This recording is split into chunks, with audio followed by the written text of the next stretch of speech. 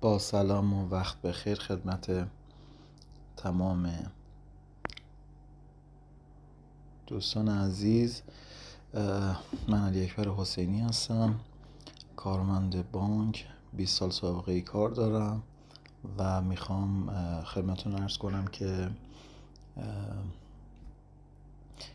تجربیاتمو در قسمت تحصیلات بانک در اختیار شما عزیزان بذارم.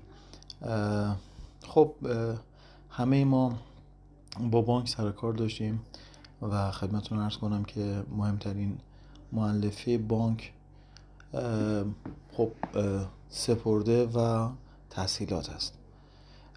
هممون وقتی که تو ایران زندگی میکنیم تورم بالایی که وجود داره همیشه به این فکر کردیم که تحصیلات بگیریم، جایی سرمایه گذاری بکنیم و این سرمایه گذاری که داریم انجام میدیم خدمتتون عرض کنم که باعث بشه آورده‌ای برامون داشته باشه و یه جوری فرار کنیم از تورم.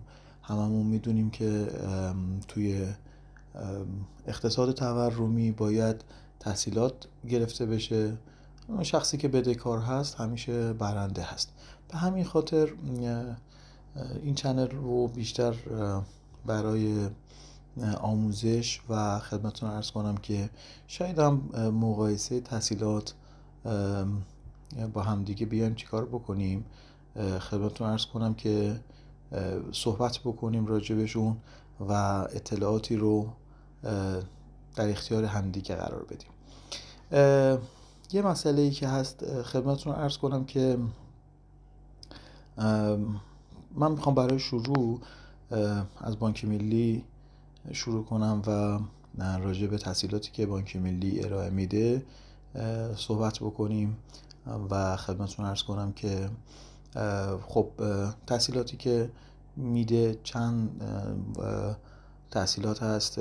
یک تحصیلاتی که توی طرح مهربانی هست، ما هممون این طرح رو شنیدیم، اسمشو جدیداً خیلی ترند شده و به همین خاطر میخوام اول طرح مهربانی رو توضیح بدم و بعد اعتبار ملی رو.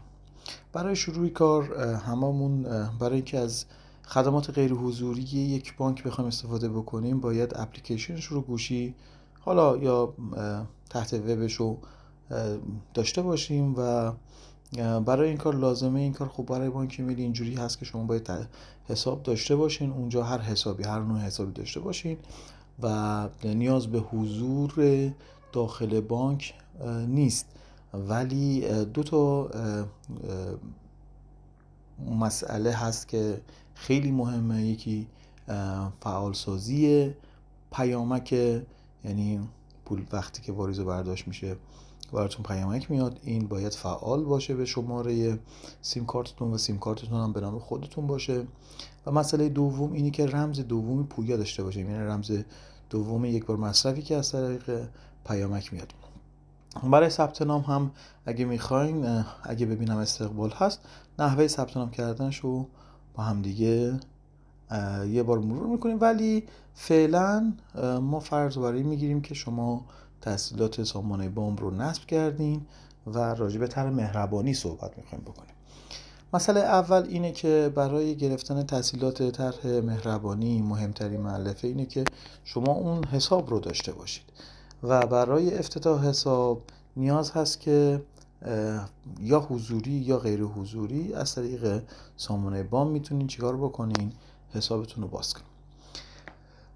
خب من اینجا میخوام یه مختصر آموزشی به شما بدم نحوه افتتاح حساب طرح مهربانی رو و بعد با هم دیگه بریم راجع به مسائل دیگه صحبت کنیم. خب اپلیکیشن بام رو باز میکنیم و خدمتتون عرض کنم که برای ورود، چون من از قبل وارد شدم،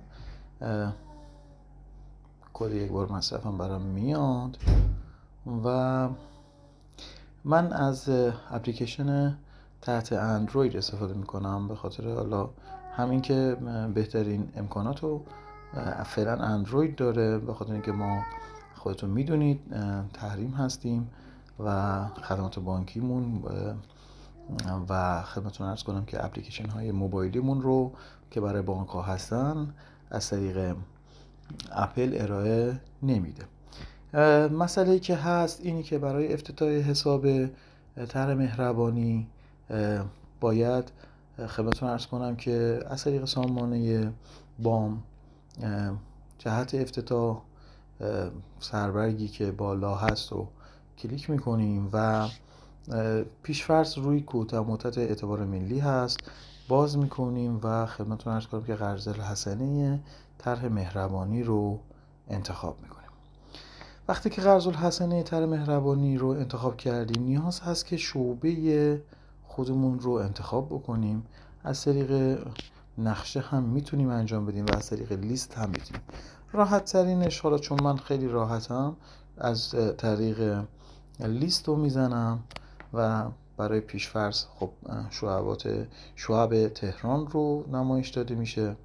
خب میتونی اینجا استان‌ها رو انتخاب بکنی، هر استانی که دلتون میخواد رو میتونی انتخاب بکنید. خب محل زندگیتون مهم اینه که محل زندگیتون باشه، چون اصولا خدماتی که میخوام به شما ارائه بدن اون شعبه‌ای که نزدیکتر به شما هست رو انتخاب بکنید که راحت تر باشه. البته هرچند که غیر حضوری هست کارهاشون، بیشتر کارهاشون غیر حضوری هست و نیازی نیست که حتما نزدیک شعبه شهر خودتون باشه یا اصلا محل زندگیتون باشه.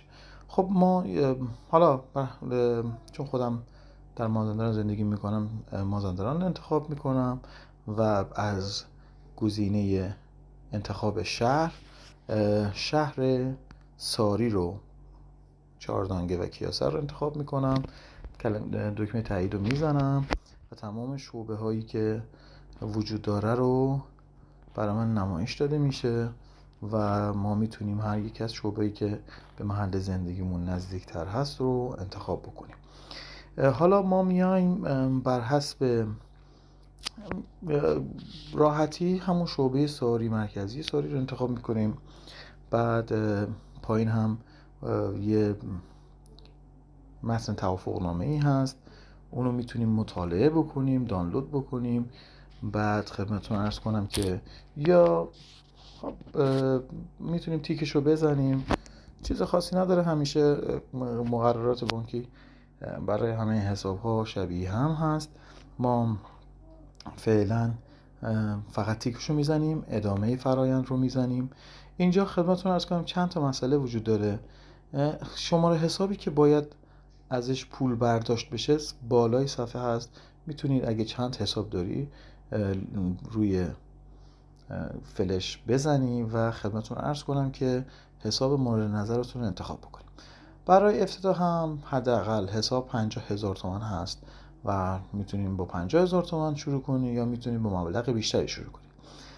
حالا شما مبلغی که حالا ما میخوایم انتخاب کنیم 100,000 تومان هست یا 1,000,000 ریال و نام حساب رو هم میتونین مهربانی انتخاب بکنید برای پیدا کردن، چون حساب مهربانی یک نوع حساب پسنداز هست و شماره حساب شبیه حسابهای پسندازی که شاید از قبل داشته باشیم باشه. به همین خاطر مهربانی اگه بذارین خیلی راحت‌تر میتونه انتخاب. حالا چون من حساب دارم دیگه ادامه فرایند برای من نمیره، البته افتتاح انجام نمیشه. ادامه فرایندش هم که دوباره میاد اطلاع خلاصه حساب و نوع حساب. اول نوع حساب مشخص کرده، قرض الحسنه طرح مهربانی، شعبه‌ای که میخوام افتتاح بشه، مبلغ اولیه و نام حساب و دکمه افتتاح حساب رو بزنم شروع میکنه به افتتاح حساب. فعلا امکان افتتاح وجود نداره، بانکی فقط یک، چون من از قبل داشتم به همین خاطر به من اجازه نمیده که حساب دوم داشته باشم.